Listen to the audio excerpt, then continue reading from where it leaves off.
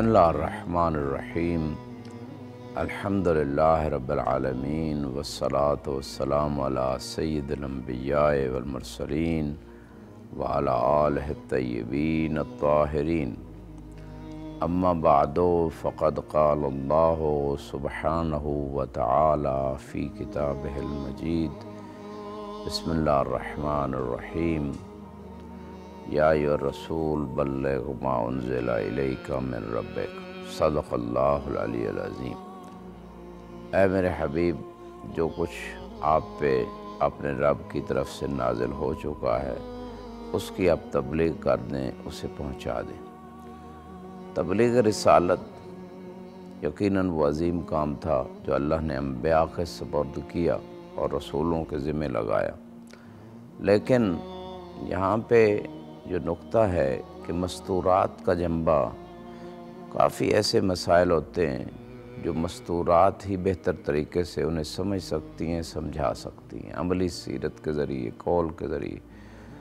لہٰذا اللہ سبحانہ وتعالی نے رسول خدا صلی اللہ علیہ وآلہ وسلم کے ساتھ جناب خدیجہ علیہ السلام جیسی ہستی کی سیرت مستورات کے لیے سامنے رکھی تاکہ وہ بھی تبلیغ دین میں مستورات بھی حصہ بھی ڈال سکیں اور مستورات جناب خدیجہ کی سیرت سے استفادہ کر سکیں۔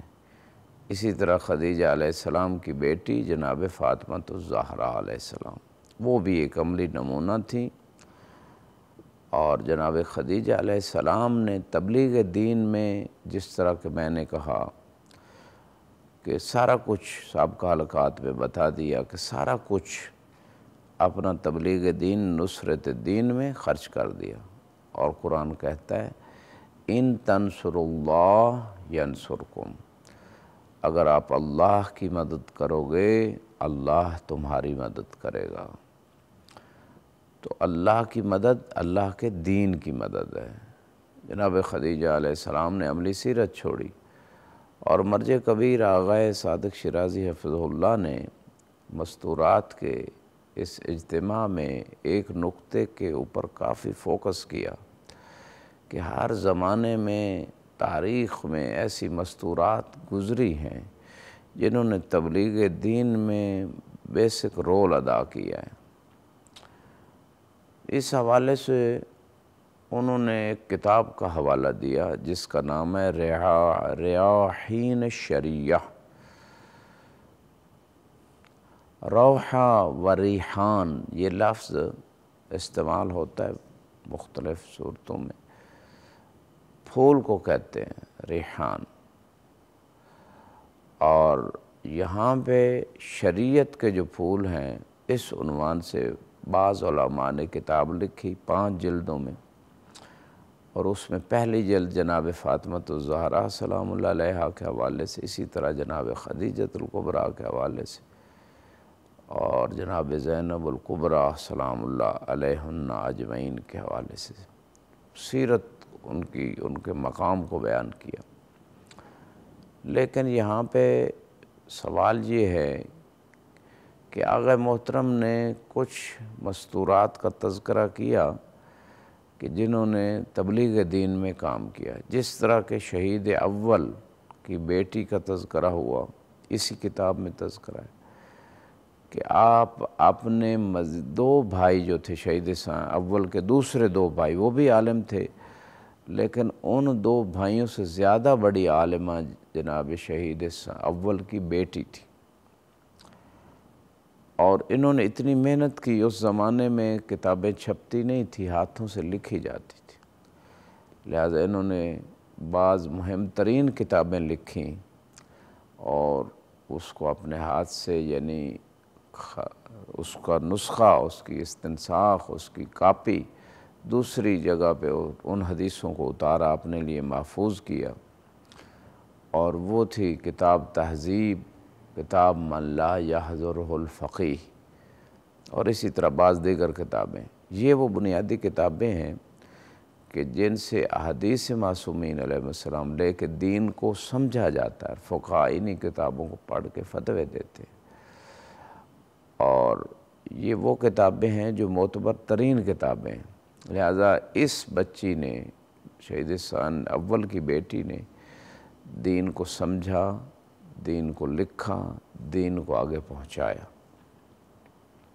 اسی طرح اگر ہم بات کریں امام صادق و باقر علیہ السلام کے صحابی زرارہ کی،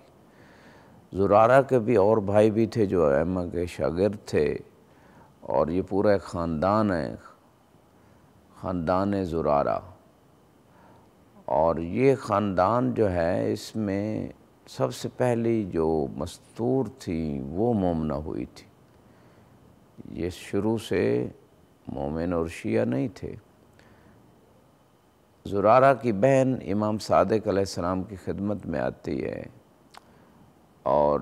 یہ آ کے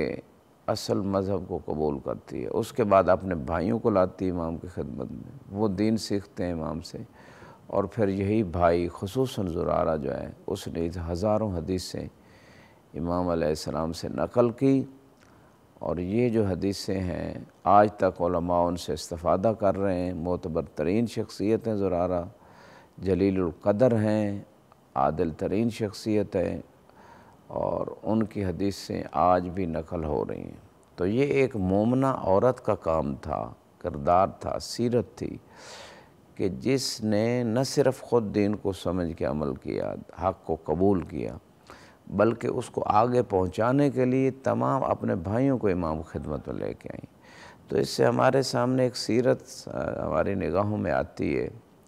کہ ہمیں چاہیے کہ ہمارے پاس جو نعمتیں اللہ نے جس شکل میں دی ہیں، وہ اولاد ہے، وہ مال ہے، وہ عزت ہے، وہ شہرت ہے، کوئی بھی نعمت دی، اس کو خدا کی طاعت میں استعمال کریں، دین خدا کی نصرت میں۔ اس سے ہم خود سرخرو ہو جائیں گے، خود سر بلند ہو جائیں گے، خود ہماری دنیا و آخرت کی کامیابیاں ہمارا مقدر بن جائیں گی، ہماری نسلیں باشرف، باعزت، باکمال ہو جائیں گی۔ لہٰذا تاریخ میں آغا محترم نے اور بھی کچھ شخصیات کا تذکرہ کیا، اور جو ہے نا یہ وہ شخصیات ہے تاریخ میں، جیسے کہ کربلا کی اگر ہم تاریخ کی بات کریں تو جناب زینب سلام اللہ علیہا کے ساتھ ساتھ اور بہت ساری مستورات تھیں جو اصحاب امام حسین علیہ السلام کی، خاندان بنی ہاشم میں سے اہل بیت علیہ السلام کی اور امام حسین علیہ السلام کی زوجات تھیں۔ ہر ایک کا اپنا ایک رول تھا نصرت اسلام میں۔ جو کچھ ان کے پاس تھا ان مستورات نے وہ اسلام کے لیے خرچ کر دیا۔ سب سے قیمتی چیز ایک عورت کے لیے اس کی اولاد ہوتی، وہ اولاد قربان کر دی، بلکہ مائیں جو تھیں وہ اپنے بچوں کو جذبے دلاتی تھیں کہ آپ میں سے کون ہے جو سب سے پہلے امام حسین علیہ السلام پہ جان قربان کرے۔ آپ پہلے میدان میں جانا، مائیں اپنے بچوں کو یہ تربیت کر رہی تھی۔ تو یہ ماؤں کا کردار، ماؤں کی معرفت، ماؤں کا ایمان دین اسلام کی نصرت میں کام آیا۔ لہٰذا ہر زمانے میں ایسی مائیں رہیں، اور انہی ماؤں میں ایک جناب خدیجۃ الکبریٰ سلام اللہ علیہا۔ جب اخلاص کا یہ عالم تھا، جب معرفت کا یہ عالم تھا کہ خدا کے راستے میں سب کچھ قربان کر دیا، تو اللہ نے بھی اس احسان کا بدلہ احسان ہی دیا کہ فرمایا اِنَّا أَعْطَيْنَاكَ الْكَوْثَرَ، اے حبیب ہم نے آپ کو فاطمہ کی شکل میں خیر کثیر عطا کی کہ آپ کی نسل فاطمہ سے چلے گی۔ یہ خدیجۃ الکبریٰ کو اللہ نے عزت عطا کی، یہ شرف عطا کیا، یہ مقام عطا کیا کہ جناب خدیجہ کبریٰ کی اولاد ہی قیامت تک کے لیے دین کی رہبر بن گئی، دین کی ہادی بن گئی، معصوم اولاد، عزت و شرف والی اولاد، اور دین کی ناصر بن گئی۔ تو اس میں کہنا یہ چاہ رہا ہوں کہ جب کوئی انسان اخلاص میں اعلیٰ مرتبے پہ پہنچتا ہے تو جو کچھ اس کے پاس ہوتا ہے وہ بس خدا کی رضا کے لیے اسے استعمال کرتا ہے۔ تو ایسے شخص کو خدا دنیا میں بھی، دنیا کے بعد آخرت میں، اور دنیا میں اس کی زندگی کے بعد کا جو سلسلہ ہے، چاہے اس کی کتابیں ہیں، چاہے اس کے لیکچرز ہیں، چاہے اس کی اولاد ہے، اس کو بھی خدا آگے بڑھاتا ہے نصرت دین کے لیے۔ وآخر دعوانا ان الحمد للہ رب العالمین۔